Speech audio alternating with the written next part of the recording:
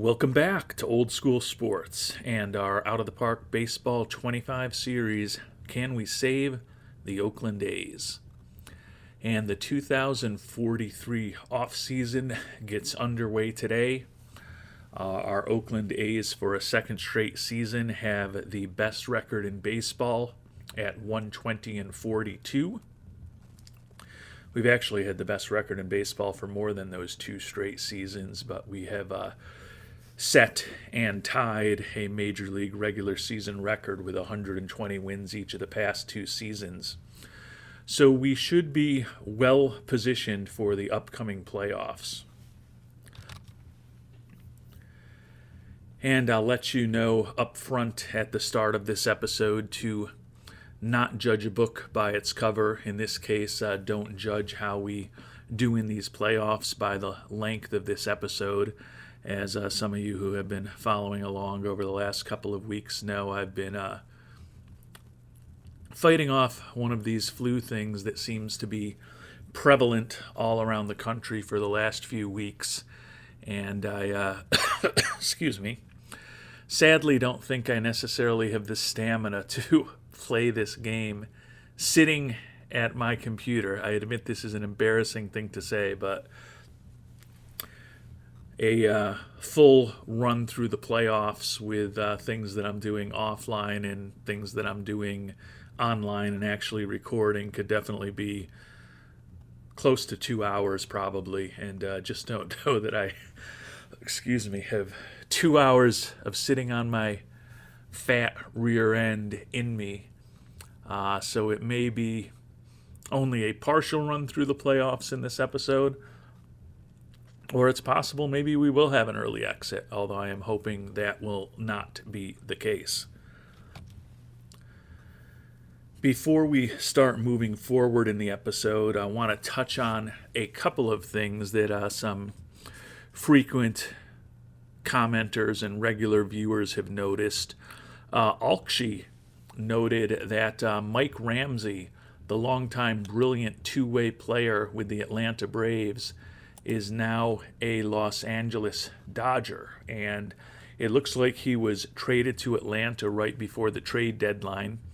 Those of you who followed us this season know that we were perusing the trade block pretty consistently, and Ramsey was never on it.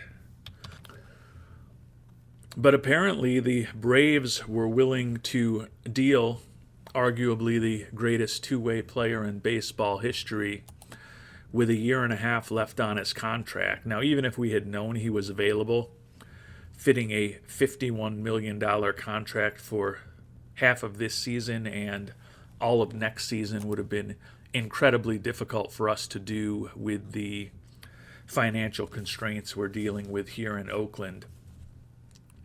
But Ramsey, certainly a potential difference maker, combined for a 15-11 record on the mound between the two teams and led the National League in strikeouts, walks per 9 innings, strikeouts per 9, strikeout to walk ratio, FIP minus, and pitcher WAR.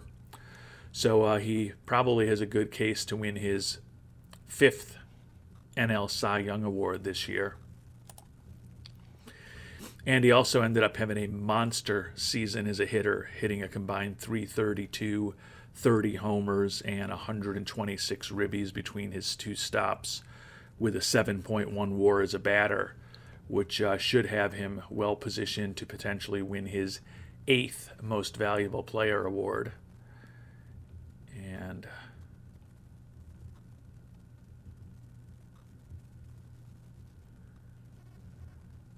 looks like he did miss one. It would be his 8th Most Valuable Player award out of the last 9 years. So not 8 in a row, but still impressive nonetheless. So if I had known Ramsey was available, I certainly would have exhausted everything possible to bring him on board.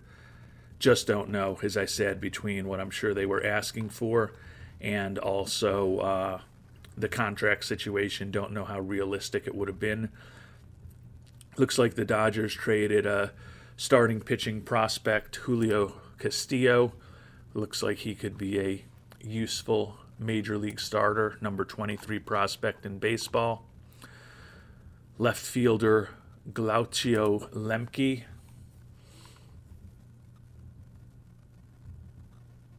Doesn't look all that exciting to me, but he will hit some home runs, but he's 24 years old and fragile. Still a potentially useful major leaguer.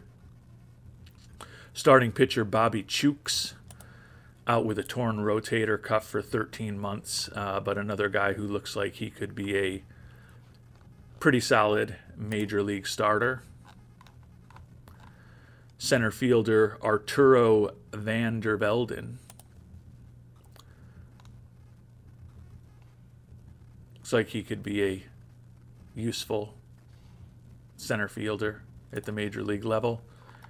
And then they also traded first baseman Jared Smoller, another guy who looks like he could be a useful major leaguer, although not really the type of profile I'd love at first base with his poor defense, lack of speed, lack of pop, and mediocre eye. Smoller probably the least interesting of the five players, so wasn't an excuse me, absolutely overwhelming package. I think we probably could have put together a package that would have been as good. The issue would have been how many other players we needed to include to get the Dodgers to keep a big chunk of his contract, which probably would have made a transaction for Ramsey untenable for us. And the second thing I wanted to touch upon was more of a question than an observation, but Bladestaff was wondering exactly what happened with the Kansas City pitcher Espinoza that I was very interested in bringing on board this year. The worldwide scouting department definitely helped convince me that the price for him was extremely high. And we ended up bringing on instead Esteban Narvaez and John Knight to provide us with a little extra pitching depth. But the fragile Alejandro Espinoza ended up having an outstanding year for Kansas City, tied for the league lead in pitcher WAR, 13-7 with a league best 230 strikeouts, 10.9 strikeouts per 9 inning, 3.38 ERA, and a 1 whip. So clearly no guarantees that he would have remained healthy if we had brought him on board. And as we talked about a few episodes ago, the price to bring Mr. Espinoza on board for what would only have been a 2.5, 3-month rental was extremely high. But it is interesting to see that the 25-year-old ended up with an outstanding season for the Royals this year on the mound, and would certainly love to have an arm like that to help us for the playoffs. That being said, we still have a very deep and getting healthy pitching staff for us for the playoffs as we try to finally guide these Oakland A's to a repeat World Series championship.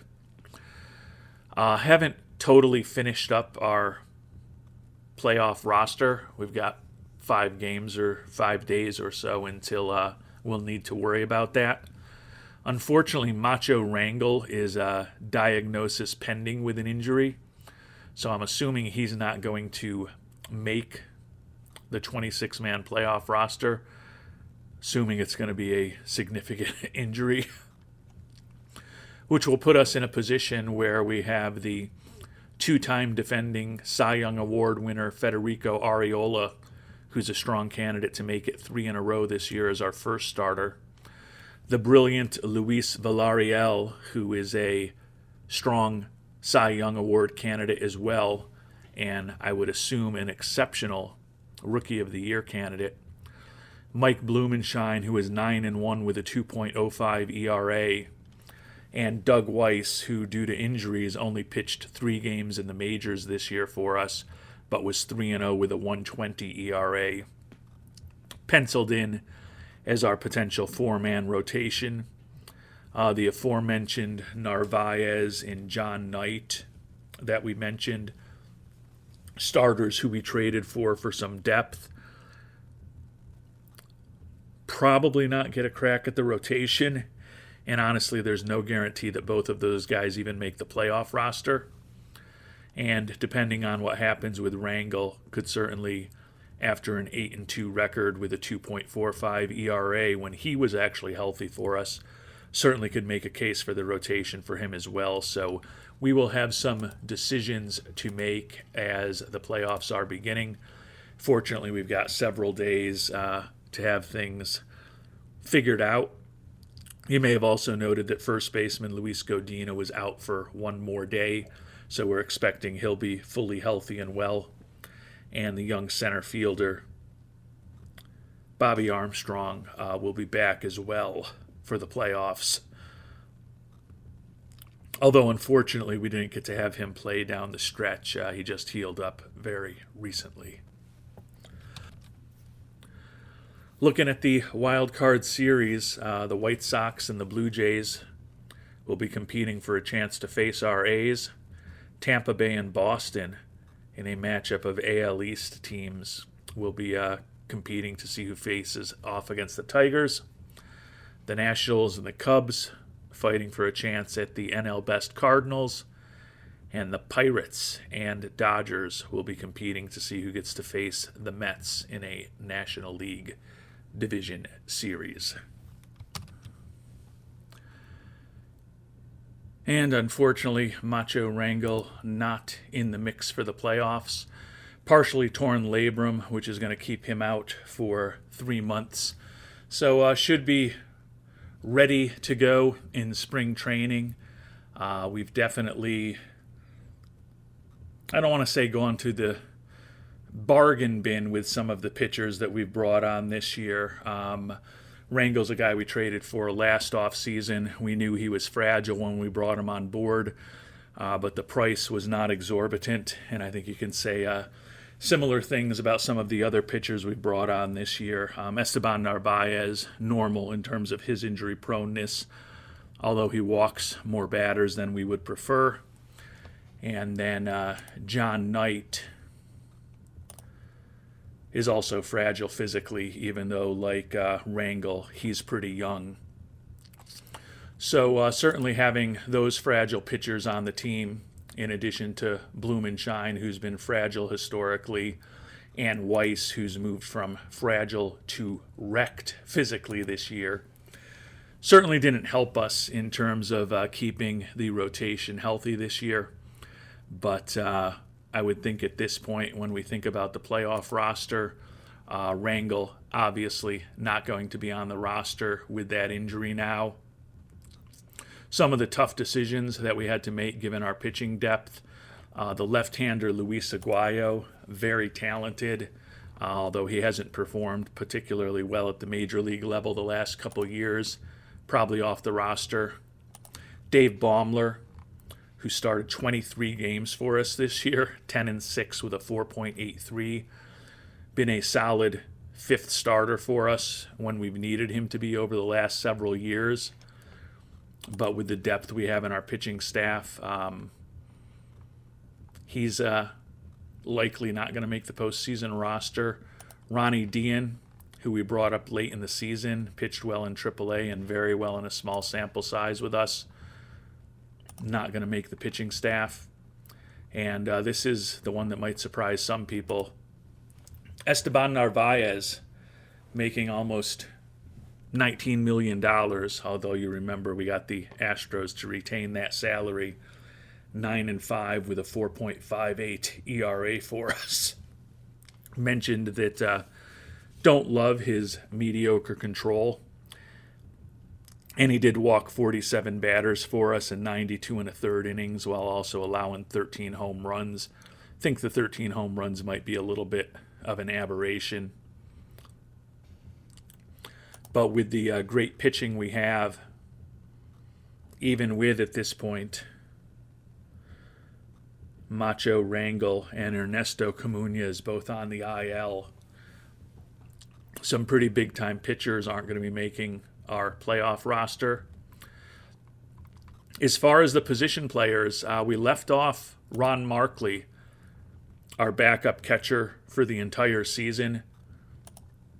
We're going to be playing Jonah Richards as our starter every day, obviously. But the youngster Luis Covarrubias, who was up briefly this year, actually it wasn't really all that briefly. He was up for just over a month while Richards was hurt. But then we sent him down to AAA so he could get some everyday playing time. But is incredible defensively with a respectable bat, and will likely be looking to move on from Markley at the end of this season. So Covarrubias is going to be our backup. We're also leaving the two-way player Mike Homer off the roster. He was not particularly effective as either a pitcher or a hitter for us this year. And because of that, allows us to have a lot of infield depth with the youngsters David Palomares, who was up with us all year, Nelson Romero, up a decent amount of time, Luis Rangel, who came up in September, and then the somewhat older Phil Swenson. Juan Pimentel is our starting third baseman, but Swenson, Palomares, Romero, and Rangel all can mix and match between those guys to cover second base for us and give us some interesting pinch hitting and defensive substitution options going forward. But before we really need to worry about who's on the playoff roster and how they're performing, going to need to find out whether or not we're going to be playing against the Chicago White Sox or the Toronto Blue Jays. And the matchups for the division series are now set. The Cardinals will be having home field advantage against the Nationals. The Mets taking on the Pirates in an old NL East matchup. Tigers get to host the Rays, and we will be trying to get some revenge on the Chicago White Sox. You may remember 2 years ago in 2041, we had a 108-win Oakland A's team that had the best record in baseball, was seeded number 1 in the American League, and the White Sox, as a wild card team, took us out 3-2 in the divisional series. So hopefully we can avoid that happening again this year and get a little bit of a turn back and revenge on the White Sox as we try to finally guide this team to a back-to-back championship. And on paper or on our computer screen, we should certainly be pretty big favorites in this series against the White Sox. Our 120-42 record was 37 games better than the 83-79 White Sox. We had a much better record on the road than they even had at home. We took 4 out of 6 games against them this year. And as we talked about at the end of our last episode, and we've really been talking about through most of this season, we were first in the league in runs scored and runs against. White Sox with a good offense ranking 5th in runs scored, but a pretty mediocre pitching staff ranking 10th in the American League in runs against. And we will be going with, as I mentioned, our Cy Young candidate, Federico Arriola, won the last 2 Cy Young Awards, and he's led the American League in wins 3 consecutive seasons. But with a 3.2 WAR this season, certainly not as dominant as he had been the previous 2 years. But the 26-year-old right-hander will be on the mound for us, and we're going up against a good veteran, Kevin Pilla, 34-year-old right-hander, 11-9 with a 3.90 ERA for the White Sox. Perennial Gold Glove winner at pitcher and also a 4-time All-Star. led the American League in walks per 9 innings and strikeout to walk ratio this year. And still a pretty impressive pitching profile. Stuff is not exceptional, but clearly pinpoint control and above average movement on his pitches. And Arriola, you may remember, if you think back to 2 seasons ago, he was on the mound for us in both Games 1 and Game 5 of that series against the White Sox. And in that postseason, he went 0-2 in those 2 starts, although he was solid with a 2 ERA over just 9 innings pitched. But certainly if we go 0-2 with Arriola in 2 starts in this series again, we're going to have to basically be perfect in those other 3 games. But Federico bounced back in the postseason for us last year, and the hope is that he'll give us a big pitching performance today to get this ALDS off to a good start for us here in Oakland. And we do get the victory 6-5. Doesn't look like it was an easy one. Savion Keys got the win in relief. Joe Heilman, potential Mariano Rivera Award winner this year with the save, gave up a couple of dingers to Luis Salazar and Eric Jensen. But when all was said and done, we got out of it with a 6-5 win. So a good start to the series for us. The White Sox actually hung 2 on us in the first and added a run in the fourth to take a 3-0 lead. But with 2 runs in the fourth, run-scoring single from Selvey, 2 runs in the fifth, RBI single from Pimentel and a double from Godina, and then 2 more runs in the seventh. We took a 6-3 lead into the ninth. They scored a couple in the ninth to make it interesting. But we did get the series off to a good start. Everyone except Uresti and Armstrong had hits for us. And Armstrong scored 2 runs, walked twice, so he was still a useful player for us. Uresti picked up a walk as well, so all of our position players made it onto the base paths.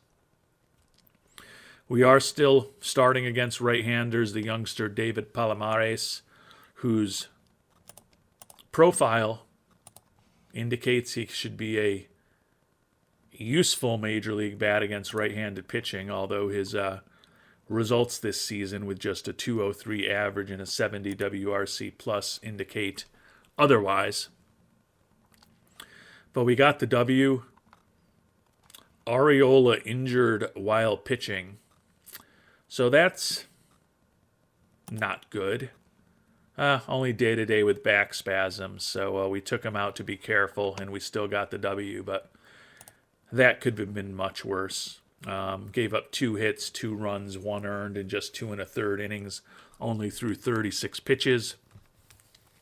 Knight, who was only 2-2 with a high 5.61 ERA when he was healthy after we picked him up. Not great in relief, gave up a couple of hits and a walk.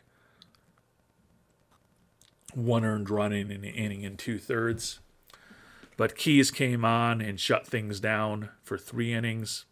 Rangel with an inning where he just gave up a walk. And then Heilman, who's been brilliant all year, was not good trying to shut down things in the ninth, but still ended up earning the save. Hopefully that'll be the only blip we have in the playoffs this year with Mr. Heilman, who's had a brilliant regular season for us. Probably his worst outing of the year today. But we got the W to get the series off to a good start, and now we'll see if we can head to the Windy City up 2-0, putting a lot of pressure Oh, and it looks like Pilla didn't even pitch. I missed that. Who'd they end up going with? Kutaiba Siraj.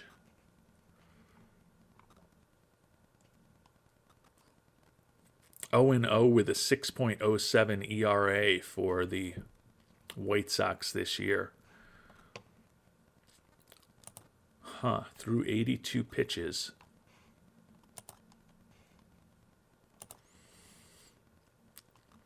Oh, I guess Pilla would have been on short rest, and they decided to wait until today to give Pilla full rest. So certainly with the fact that Pilla was not on the mound, I feel like it was even more important that we got that win yesterday.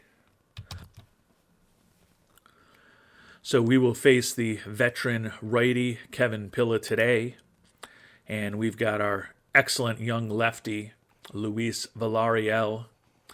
As we mentioned, strong Rookie of the Year candidate, going 18-4 with a league best 2.62 ERA, a league best 63 FIP minus, and a 5.5 WAR as a rookie this year.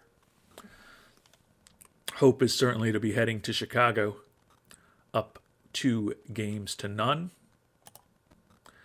And a 7-1 victory, so a relatively easy win for us after a close game yesterday. Pimentel, MVP candidate, former Rookie of the Year, and former MVP for us, looking to potentially join Jake the Franchise Ortega as two-time MVPs for us during this playthrough. Taking a look at the box score, scored a run in the second. They came back in the fourth with a solo home run, but then a 3-run home run from Pimentel off of Pilla in the bottom of the fifth, followed by 3 more runs in the bottom of the sixth, helped set us up for that relatively easy 7-1 victory. Pimentel 2 for 4 with the 3 ribbies from the homer. Palomares coming through in the playoffs, 1 for 3 with a couple of ribbies. Also got 2 hits from Darnell Selvey, and he scored a couple of runs. Villarreal, excellent. 3 hits, no walks, 8 strikeouts, and just the 1 earned run over 7 innings. And the youngster Jesus Berlanga pitches the final 2 innings for us as we take a 2-0 series lead. Pilla allowed 5 hits, 2 walks, and 4 earned runs over 4 1/3 innings. And we also got to Alexis Blanco in relief. So the postseason off to a good start for our Oakland A's, and we'll be heading to Chicago, needing just 1 more win to move on to the American League Championship Series and get that small bit of revenge for Chicago knocking us out of the playoffs a couple of seasons ago. And as we get ready for game number 3 in Chicago, the Tigers have a 2-0 lead on the Rays. Cardinals up 3-0 on the Nationals, so they've already won there in the National League. And the Mets are up 2-1 on the Pirates. So the favorites and the teams with home field advantage doing very well here in the early stages of these divisional series. Our hope is to knock this one out and finish it off today. Would love if Tampa comes back and makes Detroit play a few extra games before we potentially face off against them again in the playoffs. We have the lefty Mike Blumenshine on the mound today, the 28-year-old who we picked 20th overall out of Brown 7 years ago at this point, has become an important part of our rotation. He's been fragile physically for a long time. Typically, we've done a pretty good job getting him through the regular seasons. 3 straight years where he had 30-plus starts and double-digit victories for us before this year, where had some injury issues, but was 9-1 with a 2.05 ERA and a 1.9 WAR, which matched what he had done the year before in a pretty full season. He is not a guy with incredible stamina, basically a 5-inning starter, and he's never actually pitched enough innings in a major league season to qualify for the ERA title. But he still has been a reasonably effective pitcher for us with a 125 ERA plus and a 98 FIP minus over the course of his career. And the hope is that Blumenshine gets the W for us today. Going up against a good lefty, Kevin Jacobs, 16-10 with a 3.62 ERA for the White Sox.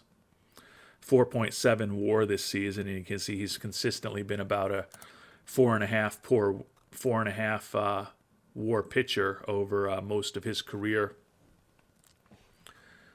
2-time All-Star and a Wild Card Series MVP a couple of years ago. So 2 very good lefties on the mound here today in Chicago. And as I said, our hope is that we can get a 3rd straight victory and move on to the ALCS. And we do get the win. Looks like may have gone into extra innings or had some late dramatics going on with our closer Heilman getting the win and then David Ibarra getting the save. But a 5-2 victory for our Oakland A's. Juan Pimentel, who, as we talked about earlier, was a MVP for us in 2040, Rookie of the Year in 2039, was an ALCS MVP for us a year ago, adds a Divisional Series MVP this year, but he's going to be a strong candidate for a 2nd American League MVP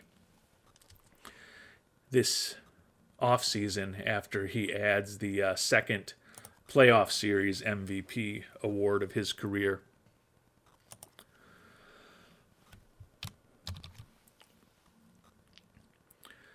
And the White Sox took a 1-0 lead on us in the 2nd. We went up 2-1 in the 7th.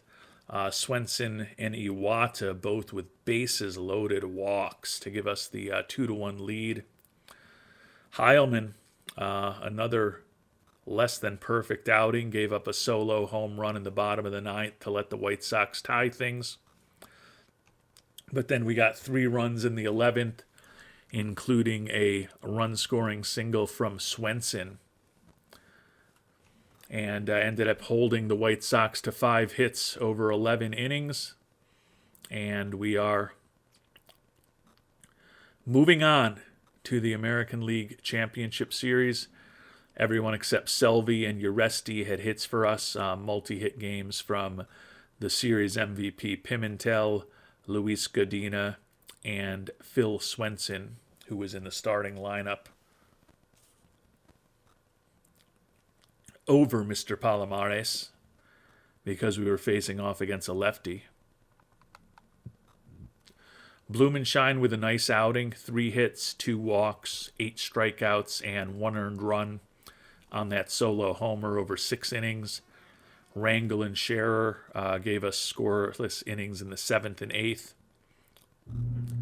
Heilman ended up pitching 2 innings, gave up just the solo home run, and did strike out 3, and ultimately earned the W after blowing the save.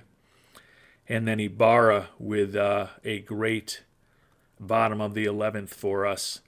Got his 3 outs on just 5 pitches.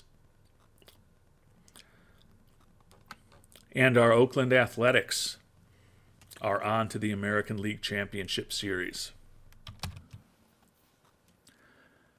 And the Cardinals ended up sweeping the Nationals. Mets took out the Pirates 3-1, but we've gotten what we hoped. Tampa Bay won both of their games at home, and Game 5 of that series is going to be today, so we'll find out who we're going to be facing off against in the ALCS before we finish off this episode. But before we do that, it's also International Free Agent Showcase Day, and since I admittedly haven't given you a ton of action in the game, we'll do what we don't always do, and give those of you who help us make decisions on the IAFA class every year a very early preview based on very limited scouting reports of some of the top prospects in this year's class. Second baseman out of Venezuela, Rodolfo Arechar. Good home run power. Hoping we find someone more interesting than him to pursue. Right-handed pitcher Juan de la Cueva. Don't like the personality, but he is a 16-year-old who's throwing in the mid-90s. Potential 4-pitch arsenal. Think that his stuff and his control could be well above average with above average movement as well. Also like the nickname Elastic Man, but I think that the negative personality, most importantly that low work ethic, may scare us off of him. Couple of center fielders, Alfredo Galarza, looks like a pretty interesting hitter. Potentially well above average contact and gap power to go with durability and really good speed and adequate home run power and eye. Solid outfield range for Sonic Kid, left-handed hitting 16-year-old. Another center fielder, Juan Aroña, Barbarian. Real interesting bat with potentially plus contact, gap power, and eye, and exceptional home run power if he reaches his full potential. So I think I like both of the center fielders, certainly more than I like Arechar, and although I like De La Cueva's skill set, personality will probably turn me off of him. Couple of shortstops, Nelson Ramirez. He's a very interesting looking prospect, potentially borderline exceptional contact and home run power, combined with potentially above average gap power and eye, good speed, and a glove that could become a pretty interesting glove at third base. Don't know if I'd love him at second base or short, but does have high work ethic and leadership. So Governor Ramirez, certainly an interesting prospect. Another shortstop, Domingo Rivera. Looks like a very versatile defensive player. A lot of positive personality traits. He's got a cannon for an arm, but does boot a fair amount of balls at this point. Potentially really interesting home run power for Bucket Rivera. Left fielder Gregorio Gaitan, also known as Spider-Man, well above average contact and home run power, high work ethic. Not a lot of speed and certainly not special defensively. Catcher on the list, Juan Campos.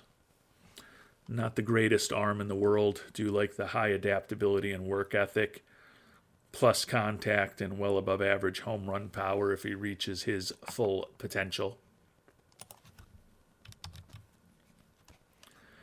And the final two prospects, shortstop Juan Salazar, not even 16 years old yet.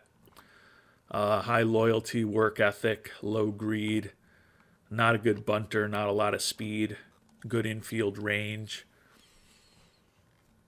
Borderline interesting bat. He's young, but probably less interesting to me than several of the other prospects we've talked about.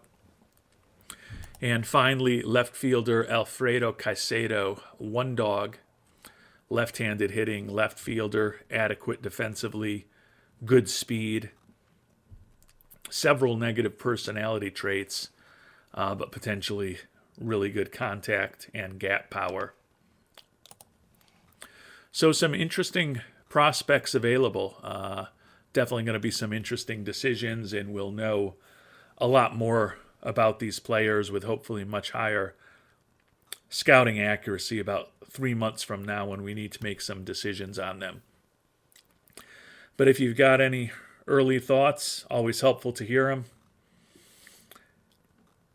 And as I said, we'll know a lot more about all of these players and the rest of the class 3 months from now when we actually need to start making some decisions on the IAFA pool. And although Tampa Bay did win their 2 games at home, Detroit came back and won game number 5 to clinch a trip to the LCS. So 3 of the same 4 teams in the league championship series this year. All 4 of the top seeds move on.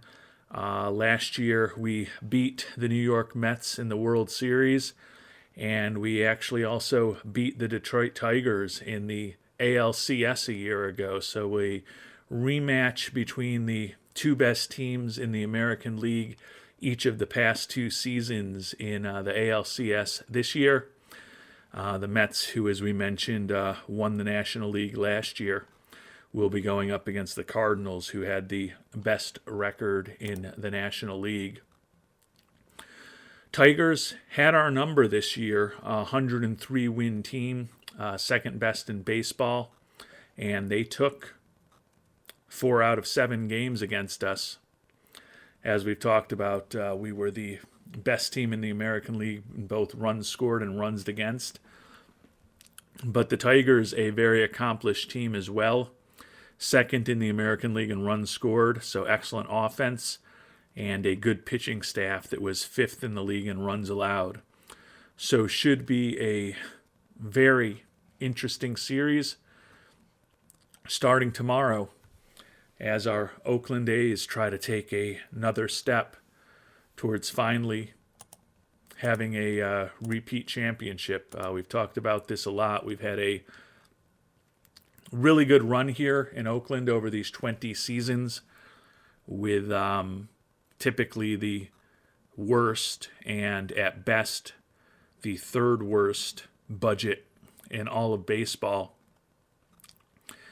And we're in the midst of our 13th playoff appearance, and we've already won 5 World Series. But although we've won 4 of the last 7 and 5 overall, we've never had a repeat championship.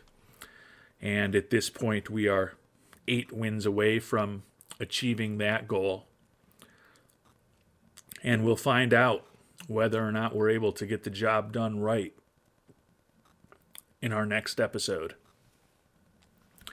Until then, thanks so much for watching, and hope you have a great day.